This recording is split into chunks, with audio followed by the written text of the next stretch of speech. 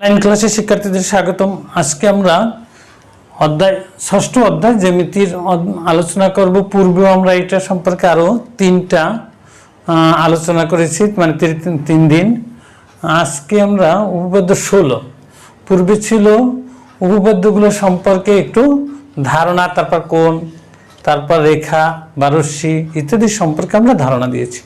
আজকে আমি শুরু করতেছি উপপাদ্য 16, অর্থাৎ জ্যামিতিতে এটা একটা অর্থাৎ গুরুত্বপূর্ণ উপপাদ্য। এই উপপাদ্যটা ছাড়া জ্যামিতি বলতেও আমরা মনে করি জ্যামিতি অনেক প্রমাণই এটা ছাড়া করা যায় না। ত্রিকোণমিতিতে যথেষ্ট গুরুত্ব আছে এই উপপাদ্যটা। তাহলে উপপাদ্যটা কি? উপপাদ্যটা হলো যে একটা সমকোণী ত্রিভুজের ক্ষেত্রে বলছে উপপাদ্যটা, একটা সমকোণী ত্রিভুজের সমকোণের বিপরীত বাহুকে আমরা অতিভুজ বলি। এই অতিভুজের উপর অঙ্কিত বর্গক্ষেত্র অপর দুই বাহুর উপর অঙ্কিত বর্গক্ষেত্রের ক্ষেত্রফলের সমষ্টির সমান। বলছে কি, একটা সমকোণী ত্রিভুজের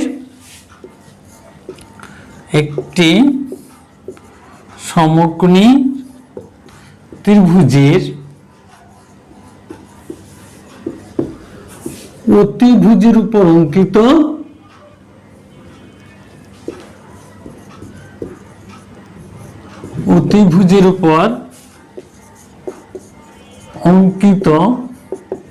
বর্গক্ষেত্রের ক্ষেত্রফল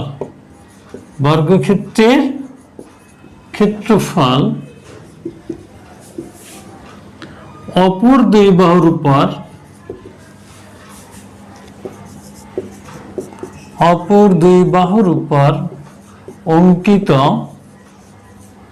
বর্গক্ষেত্রের ক্ষেত্রফলের সমষ্টির সমান। কি বলছে যে এটা শুধু কিসের ক্ষেত্রে? সমকোণী ত্রিভুজের ক্ষেত্রে তার অতিভুজের উপর অঙ্কিত বর্গক্ষেত্রের ক্ষেত্রফল অপর দুই বাহুর উপর অঙ্কিত বর্গক্ষেত্রের ক্ষেত্রফলের সমষ্টির সমান। এর অর্থ, আমি যদি এখানে একটা সমকোণী ত্রিভুজ এরকম করে আঁকি, যদি এই কোণটা এটা যদি সমকোণ হয়, এই বাহুটাকে যেমন এই কোণটাকে এ, বি এবং সি, টোটাল ত্রিভুজটা কি এবিসি। এবিসি ত্রিভুজের এই কোণটা কি সমকোণ, তাহলে এর বিপরীত বাহুকে কি বলি? অতিভুজ। তাহলে এটা হলো অতিভুজ। এখন বলছি অতিভুজের উপর অঙ্কিত বর্গ, এর প্রমাণটা আসলে আমাদের এই উপপাদ্যের প্রমাণটা অধ্যায় 15-তে আছে, ইউক্লিডের সিস্টেম। তারপর আমরা অষ্টম শ্রেণীতে এটা শিখিয়েছি, ঠিক আছে। এখন আমরা দেখতেছি যে এটা কি শুধুমাত্র উপপাদ্যটা বুঝাবো, এমনি কি জিনিসটা দিয়ে আমরা লিখতে পারি কিনা। আমরা সাধারণত এটা সম্পর্কে লিখতে পারি না, অনেকে ভিন্ন ধারণা। কেউ বলে যে বিসি স্কয়ার, এখানে কি বলছি? বিসি স্কয়ার মানে বিসির উপর অঙ্কিত বর্গক্ষেত্রের বাহুর দৈর্ঘ্য, অর্থাৎ বিসির যদি কোনো বর্গক্ষেত্রের বাহুর দৈর্ঘ্য হয় তাহলে তার ক্ষেত্রফল হবে কি? BC square. এসি যদি কোনো বর্গক্ষেত্রের বাহুর দৈর্ঘ্য হয় তাহলে তার ক্ষেত্রফল কি? AC square. এবি যদি কোনো বর্গক্ষেত্রের ক্ষেত্রফল হয় তাহলে কি হবে? AB square. তাহলে বলছে কি বিসি স্কয়ার ইকুয়াল টু কি হবে? AC square plus AB square. এখন অনেকে এইটাই মনে রাখে, কিন্তু যদি আমাদের বাহু কোণ এটা ঘুরেই দেই, যে এই কোণটা বি, এই কোণটা সি, এই কোণটা এ, তাহলে ত্রিভুজ হলো কি এবিসি। এখন এইটা আর হবে না, এখন কি এটা হবে? বলছে এই ক্ষেত্রে হবে না, ওইটা হবে কখন? যদি এই কোণটা সমকোণ থাকতো তখন ওইটা হইতো। এখন যেহেতু এই কোণটা সমকোণ না, এখন তাহলে কি হবে? এখন হবে এসি স্কয়ার সমান AB square plus BC square. তাহলে এটা কি আমরা পিথাগোরাসের উপপাদ্য হিসেবে মনে করে থাকি, মানে এটাই পিথাগোরাস এইভাবে প্রমাণ করেছে, তাই না? ইউক্লিডীয় পদ্ধতিতে একটা প্রমাণ আছে, সেই প্রমাণটা আমাদের অধ্যায় 15-তে আছে, ঠিক আছে। আমি আরেকটু বোঝানোর চেষ্টা করব, কারণ আমার এই উপপাদ্যটা অনেক জায়গায় লাগে, স্টুডেন্টরা বেশিরভাগই ব্যবহার করতে পারে না। আমার ত্রিভুজটা যদি এরকম হইতো,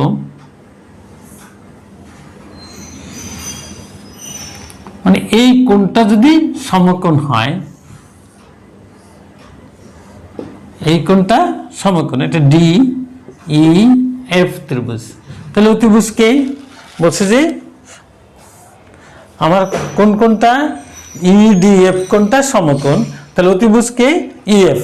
এখন বলছে অতিভুজের উপর অঙ্কিত বর্গ, আমরা এরকম করে যদি বুঝাই যে এটার উপর অঙ্কিত বর্গটা কি হবে, প্রত্যেকটা বাহুর দৈর্ঘ্য এইরকম হবে। এইটা যতটুকু, এইটা যদি 5 সেন্টিমিটার হয় তাহলে এই বাহুর দৈর্ঘ্যটা 5 সেন্টিমিটার হবে, এইটা 5 সেন্টিমিটার হবে, এইটা 5 সেন্টিমিটার হবে। তখন তার ক্ষেত্রফলটা কি হবে, বলছে যদি দুইটা বাহুর বর্গের বাহুর দৈর্ঘ্য যদি 5 হয়, এইটা 5, এইটা 5, এটা 5, তাহলে ক্ষেত্রফল কি হবে 5 স্কয়ার। আবার যদি এইটার উপর অঙ্কিত বর্গটা এরকম হইতো, এরকম যদি একটা বর্গক্ষেত্র আঁকা হইতো যে এর প্রত্যেকটা বাহুর দৈর্ঘ্য, এটা মনে করে নিলাম 3, তাহলে এটা 3, এটাও 3, এদিকেও 3 সেন্টিমিটার, তখন তার ক্ষেত্রফল হয়তো কত 3 স্কয়ার, তাই না? আবার যদি এইটার ক্ষেত্রফল কি 5 স্কয়ার, আবার এই বাহুটার দৈর্ঘ্য যদি 4 সেন্টিমিটার হইতো, তাহলে এখানে যদি আমরা কি করতাম বর্গক্ষেত্র আঁকতাম, তাহলে এরকম হইতো, তাহলে এইটার ক্ষেত্রফল কি হইতো, এটাও 4, এটাও 4, এটাও 4, বর্গের বাহুর দৈর্ঘ্য যদি এ হয় তাহলে ক্ষেত্রফল কি এ স্কয়ার। তাহলে বলছি এইটার ক্ষেত্রফল যোগ এইটার ক্ষেত্রফল ইকুয়াল টু কি হবে, এইটার ক্ষেত্রফল। এর অর্থ আমরা তাহলে বলতে পারবো কি ইএফ স্কয়ার সমান কি হবে, এই বাহুটার যেহেতু স্কয়ার, বলছে 3 স্কয়ার মানে কি, এই বাহুটার যদি 3 হয় তাহলে 3 স্কয়ার, বাহুটা কি ডি, এই জন্য ডি স্কয়ার। এই বাহুটার দৈর্ঘ্য যদি এটা যদি ডি না হইয়া ডিজি হইতো তাহলে কি হইতো ডিজি স্কয়ার, এটা যদি ডিএফ না হইয়া ডি কে হইতো তাহলে কি স্কয়ার হইতো ডি কে স্কয়ার। এরকম বিভিন্ন ভাবে বলা যায়, তাই না? তাহলে বলছে ডি স্কয়ার ইকুয়াল টু কি EF square equal two D square plus DF square. আমরা যদি ত্রিভুজটাকে এইভাবে বলি,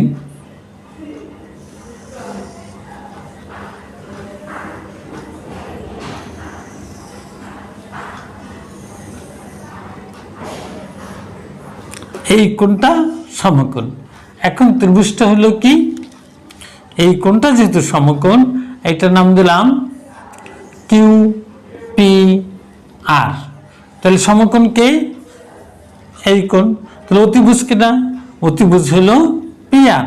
তাহলে আমার উপাদ্য অনুসারে কি হবে, বলছে এই অতিভুজের উপর অঙ্কিত বর্গ এই দুই বাহুর বর্গের সমষ্টির সমান।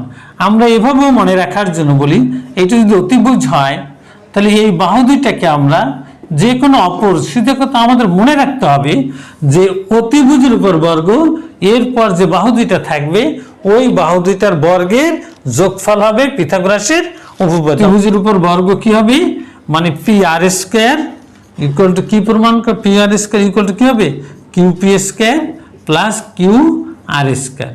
প্রমাণ আমরা দেখাবো না, আমরা কারণ প্রমাণ এইটাও করানো হয়েছে, আবার পুনরুদ্ধায় দেখানো হবে। ঠিক আছে, আমরা এইভাবে মনে রাখতে পারি। অতিভুজের উপর অঙ্কিত বর্গ অপর দুই বাহুর উপর অঙ্কিত বর্গের সমান। কেউ কেউ আবার অপর বাহু দুইটাকে আমরা কি বলে থাকি, একটা লম্ব একটা ভূমি। এর অর্থ এরকম মনে রাখতে পারি, অতিভুজের উপর বর্গ লম্ব স্কয়ার প্লাস ভূমি স্কয়ার। অতিভুজের উপর বর্গটা হবে লম্ব আর ভূমির বর্গের সমষ্টির সমান। অনুশীলনী 6.3 আমরা প্রথম 1 থেকে আলোচনা শুরু করি। এগুলো সংক্ষিপ্ত প্রশ্ন, মানে অবজেক্টিভ প্রশ্নগুলো, উত্তরগুলো আমরা একটু লক্ষ্য করি। যে এখানে বলছে নিচের 3টা বাহুর দৈর্ঘ্য দেওয়া আছে, কোন ক্ষেত্রে ত্রিভুজ অঙ্কন করা সম্ভব। প্রথম দিচ্ছে কি, কয়ে দেওয়া হচ্ছে 5, 6, 7, ক্ষয়তে আছে 6, 7, তারপর 5, 7, 14, তারপর আছে গ আছে কি,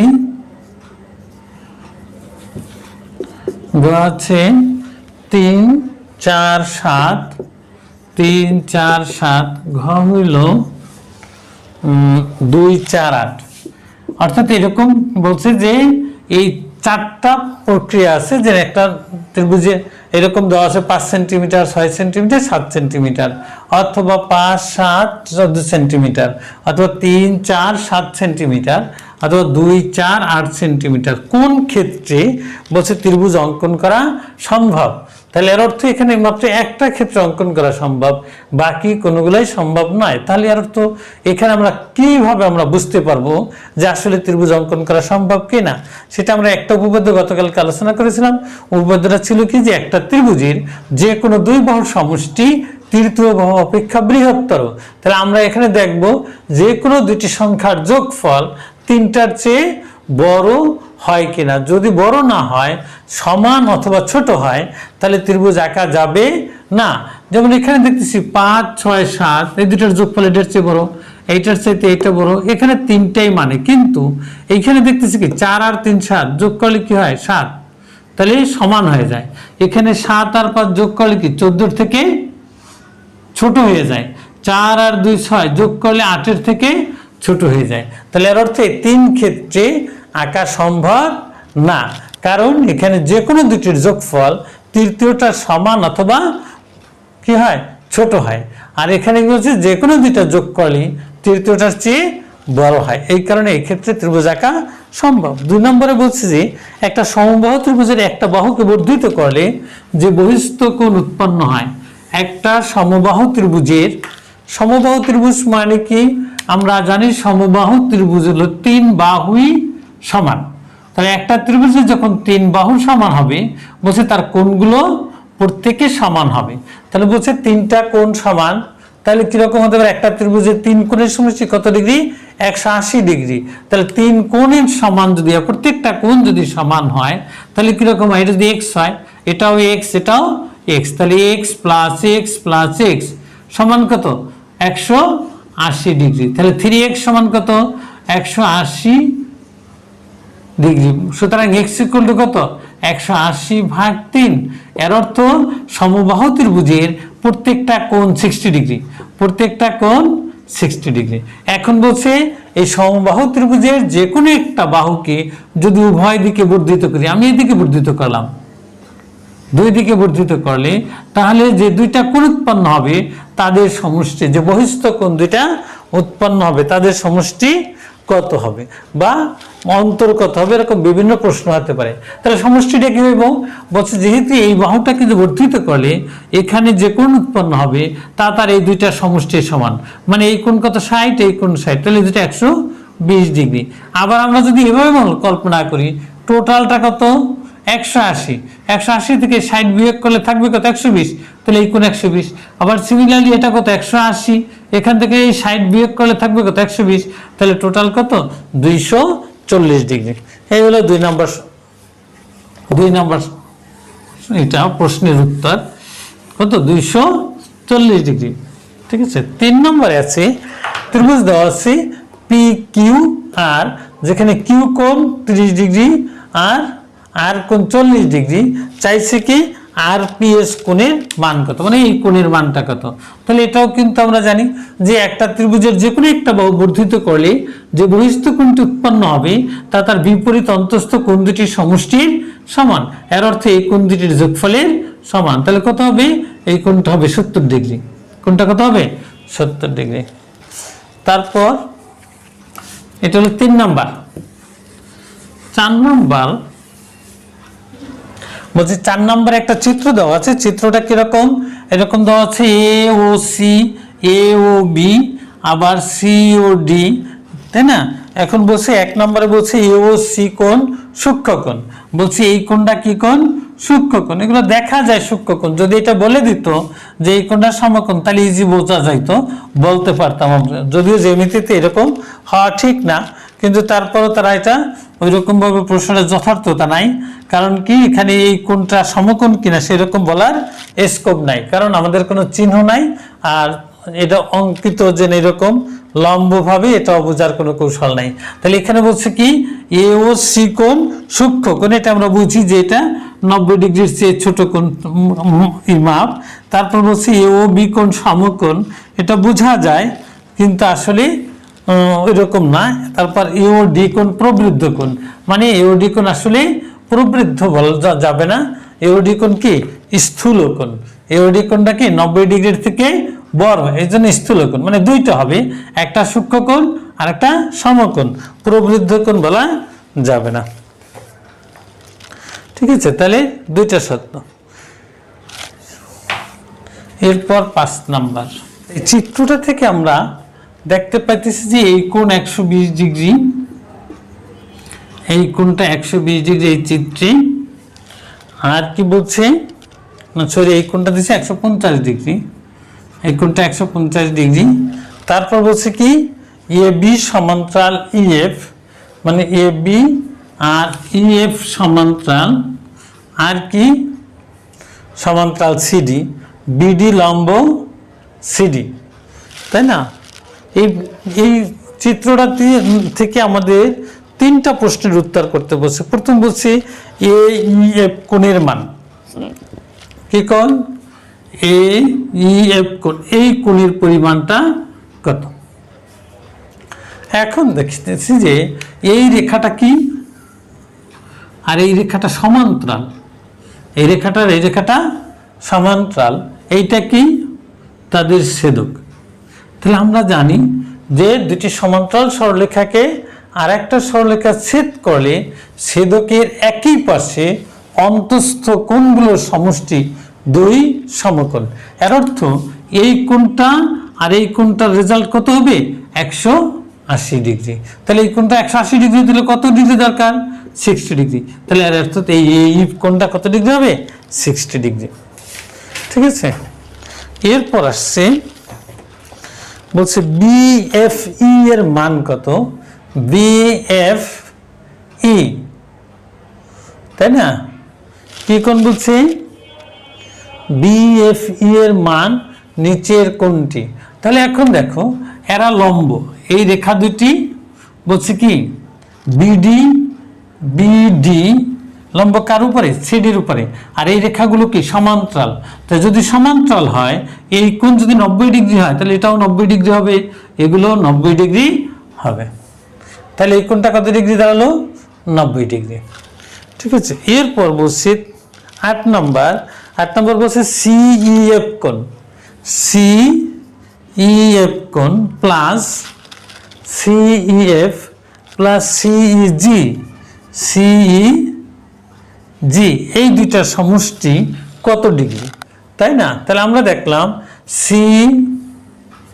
সিইএফ এই কোণের পরিমাণ কত হবে সেটা আমরা দেখতেছি। দেখি এখন এই রেখাটা আর এই রেখাটা কি সমান্তরাল, এইটা তাদের ছেদক, তাহলে এই দুইটা কোণের সমষ্টি কত ডিগ্রি হবে?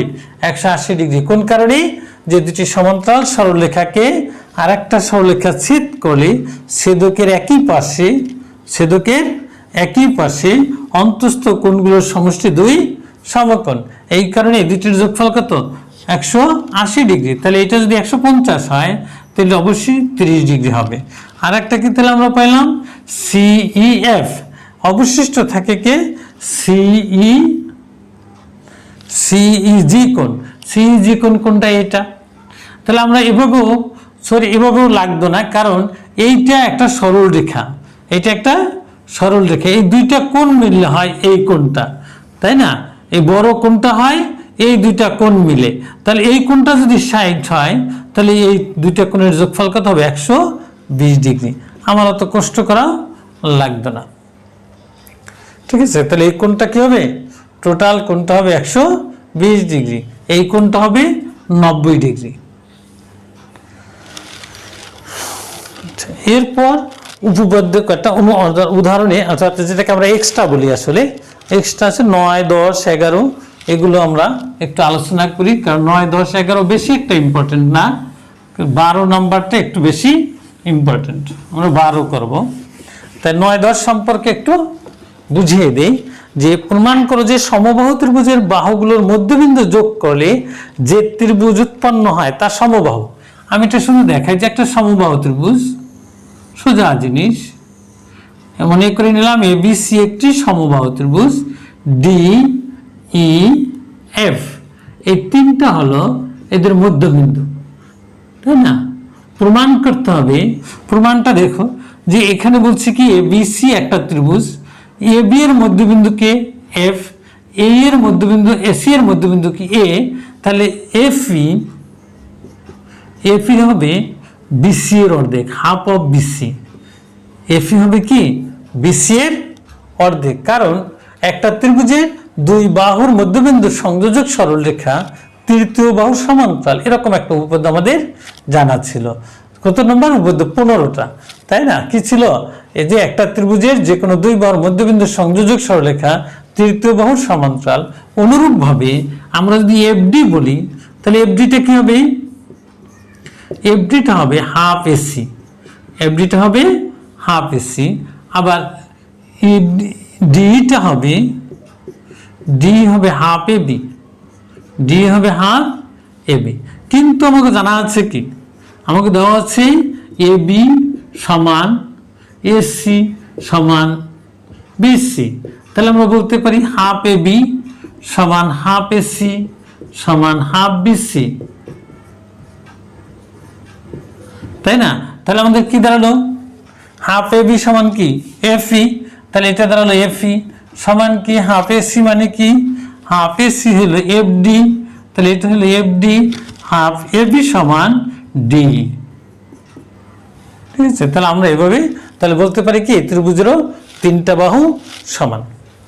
ঠিক আছে, এরপর উপপাদ্য, এটা ছিল কত নম্বর? 9 নম্বর। 10 নম্বরে আছে, 10 নম্বর বলছে কি একটা সমবাহু ত্রিভুজের মধ্যমা তিনটি পরস্পর সমান। সমবাহু ত্রিভুজের মধ্যমা তিনটি পরস্পর সমান, তাহলে আমাকে আগে শুনতে হবে মধ্যমা কি, আগে আমাকে বুঝতে হবে মধ্যমাটা কে। বলছে একটা ত্রিভুজের যে কোনো শীর্ষ থেকে বিপরীত বাহুর উপর অঙ্কিত লম্ব কে আমরা কি বলি? যে কোনো শীর্ষ থেকে বিপরীত বাহুর মধ্যবিন্দু সংযোজক সরলরেখাকে ওই ত্রিভুজের মধ্যমা বলে। তাহলে বলছে মধ্যমা কি? বলছে কোন ত্রিভুজের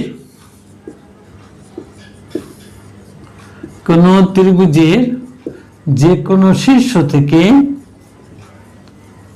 যে কোনো শীর্ষটা সদীর্ঘিকার, যে কোনো শীর্ষ থেকে বিপরীত বাহুর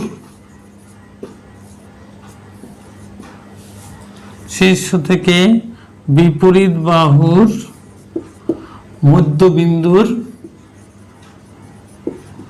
সংযোজক রেখাকে ওই ত্রিভুজের মধ্যমা বলে। একটা ত্রিভুজের ওই ত্রিভুজের মধ্যমা বলে।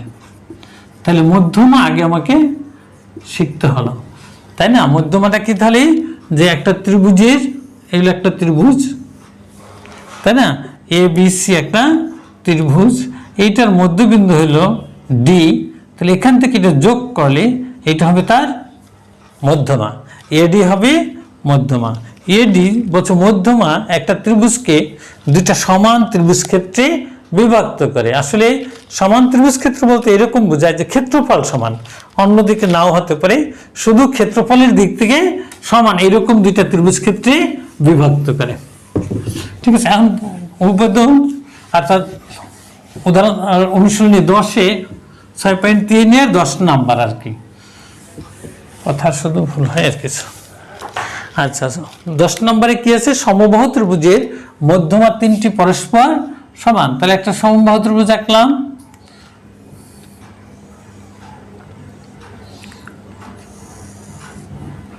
একটা সমবাহু ত্রিভুজ এ বি সি, এর প্রত্যেকটা বাহু যদি সমান হয় তাহলে আমরা মধ্যমা আঁকলাম, এটা মধ্যমা, এডি মধ্যমা, বিডি মধ্যমা, সি মধ্যমা।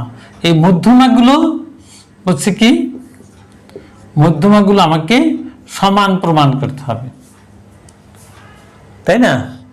বলছে কি একটা সমবাহু ত্রিভুজের মধ্যমাগুলো পরস্পর সমান হবে।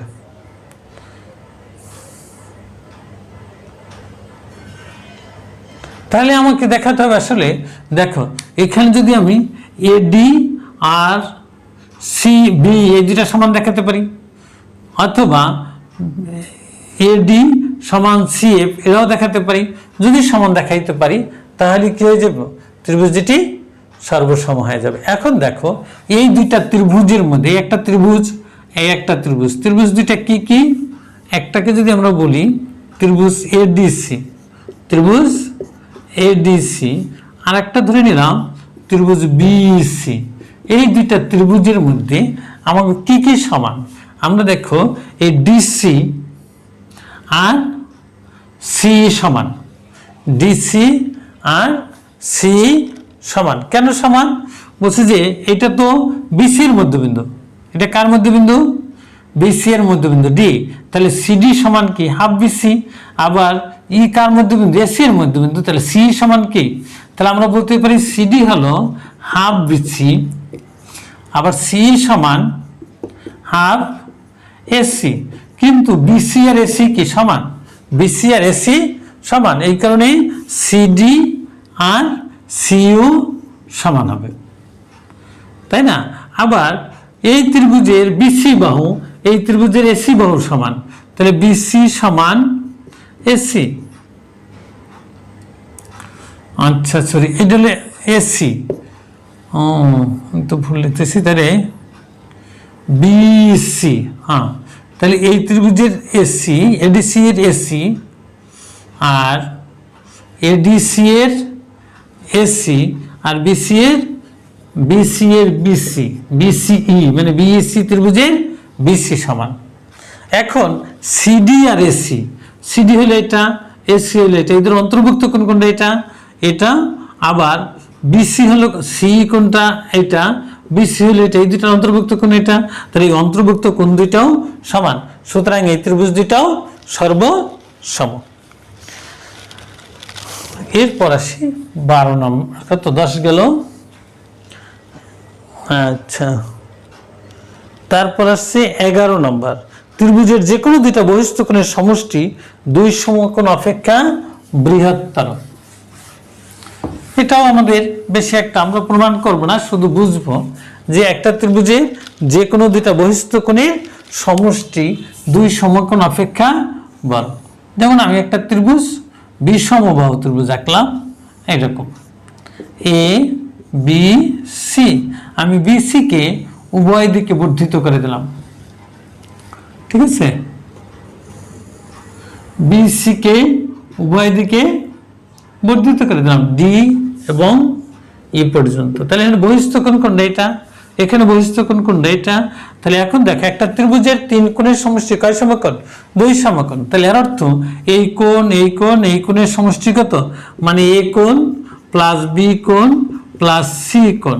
আমরা ত্রিভুজের কোণকে সংক্ষেপে এভাবে প্রকাশ করে থাকি, এই জন্য এতে কত 180 ডিগ্রি। এখন যদি বলি ত্রিভুজ এ বি, তাহলে ত্রিভুজ এ বি কোণ কোনটা হবে, ত্রিভুজ এ বি কোণ হবে ত্রিভুজ এ বি কোণ, এ বি কোণ কোনটা হবে, বলছে এ বি কোণের পরিমাণটা হবে তার এইটা এবং এইটা, মানে এ আর সি এর যোগফলের সমান। কেন সমান হবে, বলছে একটা বাহু যদি বর্ধিত করে যে বহিস্থ কোণ উৎপন্ন হবে তা তার বিপরীত অন্তস্থ কোণ দুটির সমষ্টির সমান। আমার পূর্বের উপপাদ্যগুলো সবসময় মনে রাখতে হবে, উপপাদ্যগুলো যদি আমার মনে না থাকে তাহলে আমার এই এক্সট্রা করা যাবে না। তাহলে আমরা কি করতেছি যে এই ত্রিভুজটা মানে কি এই কোণটা কোণ দুটির যোগফলের সমান, এ কোণ এবং সি কোণ, তাহলে আমরা লিখলাম এ কোণ প্লাস সি কোণ। আবার এই কোণটা কি বলছে, যেহেতু এই বাহুটা বর্ধিত করলাম এই কোণে বহিস্থ কোণ উৎপন্ন হলো, এ তার বিপরীত অন্তস্থ মানে এই কোণটা না, এছাড়া যে দুইটা কোণ আছে তাহলে কি হলো এসিডি কোণ, এসিডি কোণ কি হলো এ কোণ প্লাস বি কোণ। এখন আমি যদি এই দুটো যোগ করে দেই এ বি প্লাস এসিডি, তাহলে কি হবে এ কোণ প্লাস সি কোণ প্লাস এ কোণ প্লাস বি কোণ, তাই না। আমি যদি এটাকে এভাবে লিখি সুন্দর করে এ কোণ প্লাস বি কোণ প্লাস সি কোণ প্লাস এ কোণ, তাহলে এখন কি দাঁড়ালো এই কোণটা কত ডিগ্রি, বলছে এই দুইটা কোণ 180 ডিগ্রি, তারপরও কি এ কোণ। এর অর্থ তাহলে কি দাঁড়ালো যে এই দুইটা কোণের সমষ্টি 180 ডিগ্রির চেয়ে তো বড়। তাহলে বলছে কি দুই সমকোণ অপেক্ষা বৃহত্তর, কারণ এ কোণের পরিমাণ যদি 0 ডিগ্রিও হয়, যেহেতু এ ত্রিভুজের কোণ, এ হলো কি ত্রিভুজের কোণ, সে তো 0 ডিগ্রি হতে পারে না। এ কোণ যেহেতু এ ইজ গ্রেটার দ্যান 0 ডিগ্রি, এ কোণটা কি 0 ডিগ্রির থেকে বড়, সুতরাং এই কোণ দুইটার সমষ্টি 180 ডিগ্রির থেকে বড় হবে, মানে দুই সমকোণ অপেক্ষা বৃহত্তর। এই গেল 11 নম্বর, কিন্তু 11 নম্বর লেখি নেই আর কি, তাই না, ছিল কি 11 নম্বর। আচ্ছা,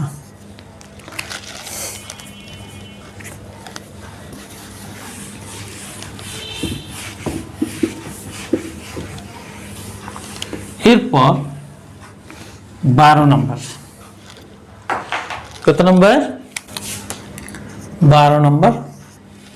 12 নম্বর উপপাদ্যটার এক্সট্রা, ত্রিভুজ এবিসি এর বিসি বাহুর মধ্যবিন্দু ডি হলে প্রমাণ করো যে AB plus AC is greater than 2AD। বলছে কি, আচ্ছা আমি মনে করে নিলাম কি যে এবিসি একটি ত্রিভুজ, তাই না, তার বিসি বাহুর মধ্যবিন্দু কি ডি, তাহলে মনে করি ত্রিভুজ এবিসি এর বিসি বাহুর মধ্যবিন্দু, মানে বিসি এর মধ্যবিন্দু ডি, মধ্যবিন্দু ডি, এ কমা ডি যোগ করি, প্রমাণ করতে হবে যে AB plus AC is greater than 2AD, তাই না, এটা হলো আমার বিশেষ নির্বাচন। এখন আমরা কিভাবে প্রমাণ করব? বলছে যে এটাকে এমনভাবে প্রমাণ করব যে এর প্রথম এমন একটা ত্রিভুজ অঙ্কন করে নেব যার একটা বাহু এডি এর দ্বিগুণ হবে, একটা বাহু এডি এর দ্বিগুণ, এরকম একটা ত্রিভুজ এঁকে তারপর প্রমাণ করতে হবে। এই জন্য আমরা কি করব, এডিটাকে বর্ধিত করব, এডি বাহুটাকে বর্ধিত করব যেন এডি সমান কি হয়, ডি হয়, এডি সমান ডি হয়, সি ই অথবা বি যোগ করব। কি করলাম আমরা, এডি কে ই পর্যন্ত বর্ধিত করছি, ঠিক আছে, যোগ হইতেছে না,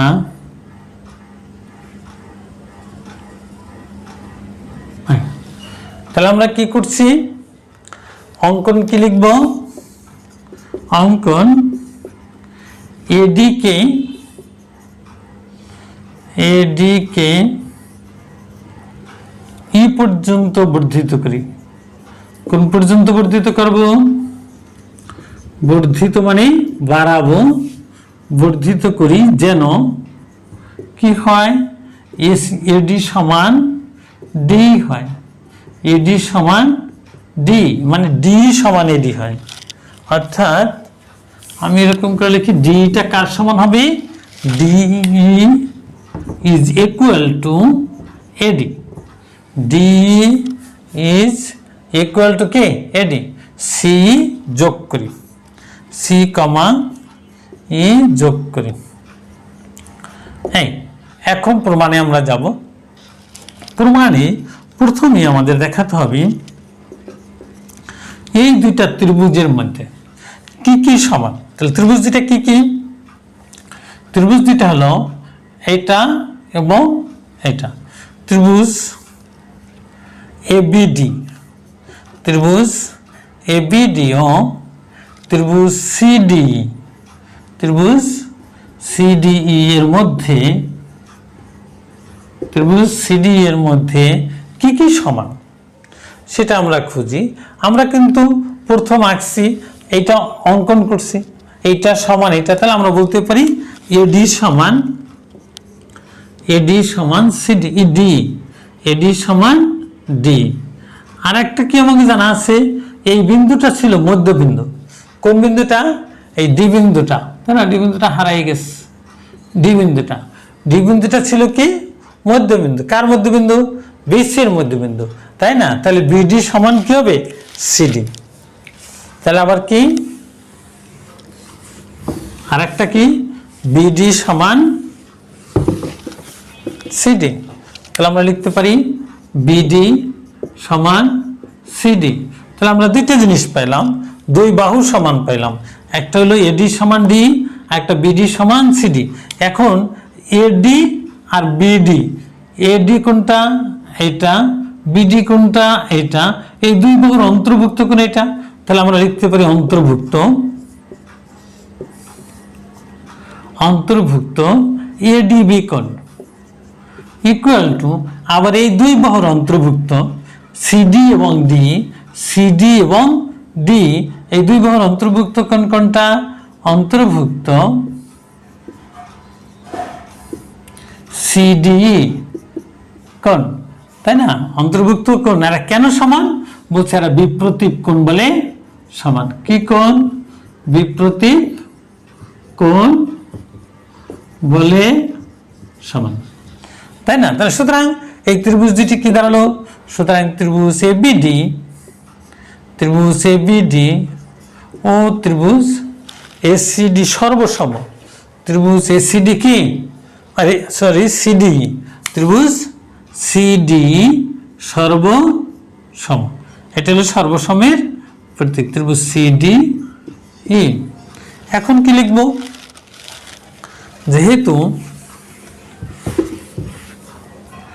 সর্বসম হয়ে গেল, এখন আমরা কি করব?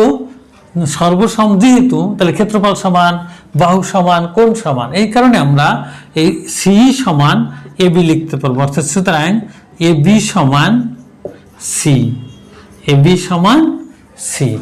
এখন আসি ত্রিভুজ, যেই ত্রিভুজের একটা বাহু এডি এর দ্বিগুণ, এডি এর দ্বিগুণ, সেই ত্রিভুজটা কোনটা?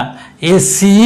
এখন লিখবো ত্রিভুজ AC EA, AC A, AC plus C, AC plus C is greater than এই, গ্রেটার দেন এই।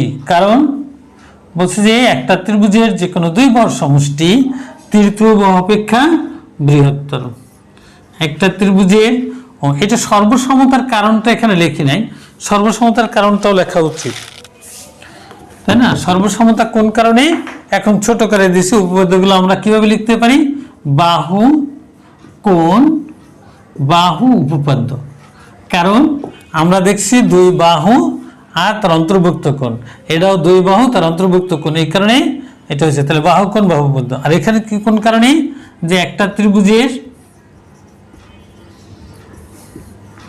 দুই বাহুর সমষ্টি, দুই বাহুর সমষ্টি, তাই না, তৃতীয় বাহু অপেক্ষা বৃহত্তর, তৃতীয় বাহু অপেক্ষা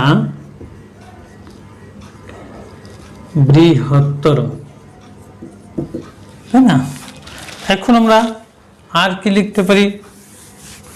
এখন এটা থেকে আমরা অল্প একটু আছে আমাদের, যে এসি বা এসি প্লাস সি, সির পরিবর্তে আমরা কি লিখতে পারবো? AB, AC plus AB is greater than এই, এই মানে AD plus D, AD plus D, তাই না?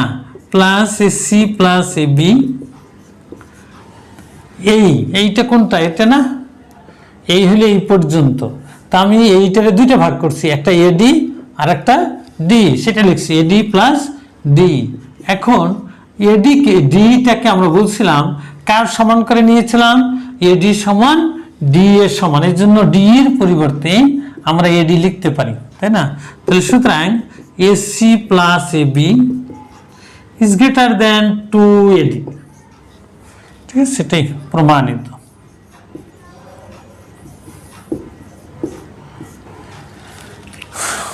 আচ্ছা, আজকে এই পর্যন্তই। সকলকে ধন্যবাদ। পরের দিন আবার অন্য কিছু নিয়ে আলোচনা করব। Thank you.